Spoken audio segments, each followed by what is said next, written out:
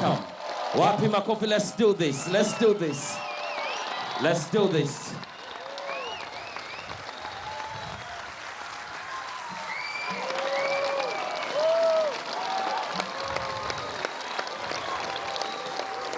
Makofi, makofi, makofi. I can't hear you. Give me more, give me more, give me more. Give me more. Singalagala ere. Singalagala. Thank you. Thank you so much. Dr. Auma, take it away.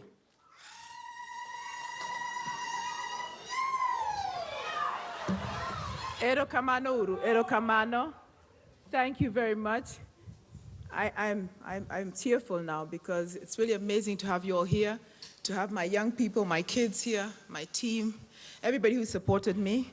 So my voice is a little bit shaky because I'm really overwhelmed by all the people who came and participated with me to celebrate and to open the center.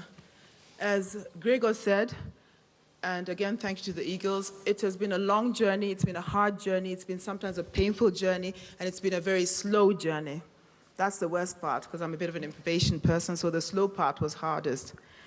The reason I built this, with the support that I've got, is for the reason that Mama Phoebe said.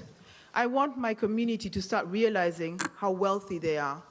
I want my community to start realizing that they can actually do things for themselves, that they can help themselves, and don't have to constantly be in a situation where they're grateful to others for what they have. I spoke in an interview about the syndrome of gonya gonya, and I'm adding to it konya konya. That means actually unbind me, untie me, help me, give me, give me. I don't want my community to be a begging community. I got a lot of flack for it because people got annoyed and said, why am I calling Luos beggars? I'm not calling Luos beggars. I'm telling Luos we need to start taking care of ourselves. And it is not difficult because we can.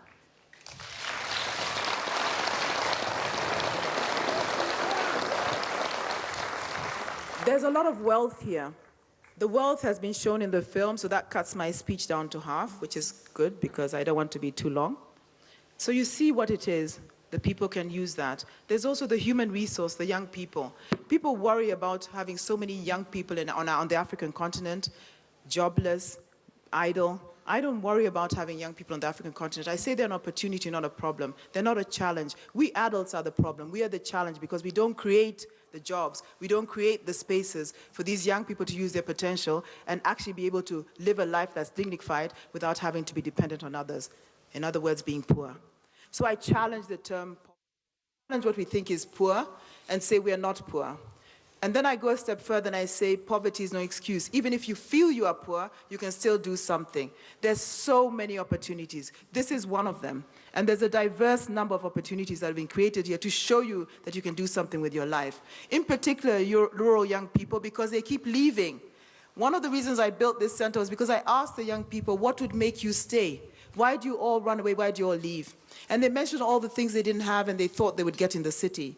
I then explained to them, you won't get it because in the city, if you don't have the money, if you're not equipped, you end up in a slum. And in the slum, you get nothing. But what I will do with you, if you work with me, we'll try to create those spaces here. And that's what we've done with the Sauti Kuu Center. We've created the spaces. So we want to give the young people options through this center. We want to give them alternatives so that they have things that they can do. We want to give them a perspective so that they can improve their lives and know that they've done it for themselves. Because what we tell them is, you are your future. You are responsible for what becomes of your life, nobody else. And that's why we start from the age of 4 years old, because even a small child knows what's right and wrong. And the minute you know what's right and wrong, you also know what your responsibility is. So you're not a victim.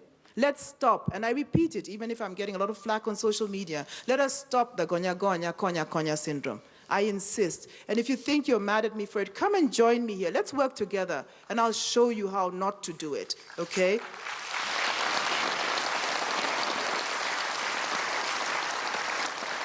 So I ask you, I challenge you to participate with me to find solutions for our communities, and not just here, but all over the country. Find realistic solutions, and also to realize how we can develop our community as a community, because we can only do that if we work together.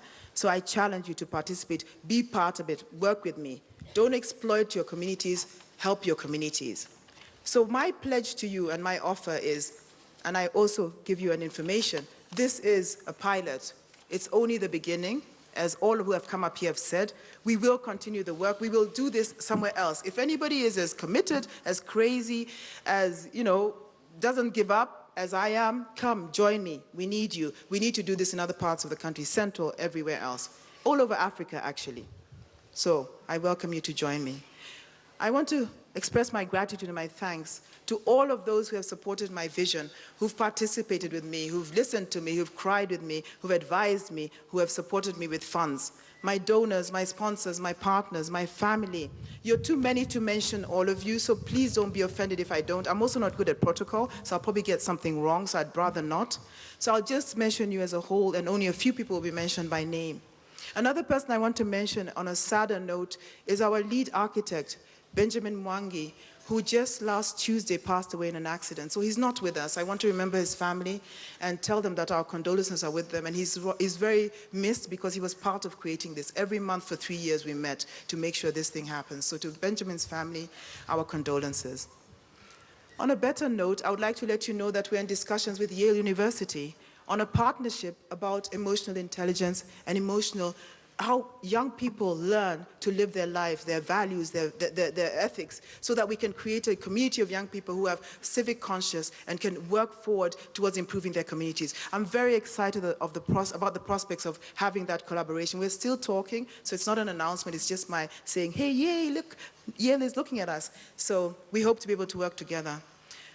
The Red Cross has helped every way possible. Abbas, I have to mention you only because without you, we wouldn't have made the last leg of this trip. With the Gina Dean group, you helped me put the last leg. We were putting the grass on this ground yesterday, the day before, so the grass here is new. It didn't grow just all this time. It's been just a few days. The Kenya Airways, Toyota, those are a few of the sponsors that came in now to help us with the event, and that's why I'm mentioning them. My wonderful team, I include the Gina Dean team in that group. And my wonderful team, I have to mention just a few people who didn't sleep at all. One of them is Jacob Wakoli, Elsa Nelly Ochieng, Kate Arudo, Lorna Arungu, Lucy Akinyi from my team. They didn't sleep. They've been working night and day. And most of all, I would like to really thank Dan Joshua Odur, a slight young man who made this thing happen. Dan, I'm forever grateful to you. He's one of my team, but he has been an amazing, amazing support. And last but not least, I would like to thank both governors of my own county, Governor Asanja, and I would like to thank Governor Anyang' Nyong'o for being part of this with me, for assisting me, for coming in and helping me at the end to make this place look the way it is, so that I could actually receive my guests. Thank you very much to you. Yeah. And last but not least, and really I would like her to even stand up, I would like to thank Gina Dean Kariuki, without whom we would have not had this fantastic event at all. Thank you, Gina. And in addition to the thank you, you are my little sister, you know that. Barak, you've got a new sister, whether you like it or not. She's a great person and she's really made it possible for you to be proud of me. I would like to announce here that Gina has agreed to be the patron of the Sauti Kuu Foundation, which means we're going places. Thank you, Gina. Thank you very much. So my final takeaway for you all is that I want you to know that I'm not special. Anyone can do what I've done. Okay, you might not all have a president for a brother, so that's going to be a little bit difficult. But if you work hard enough, we can replicate this with huts. It doesn't have to be bricks and mortar. So I'm telling you, please, everybody, apart from annoying you with gonya, gonya, konya, konya, please don't just talk about it. You just have to do it. If you want to change your community, if you want to change your lives, don't just talk about it, don't complain, just do it. Thank you very much.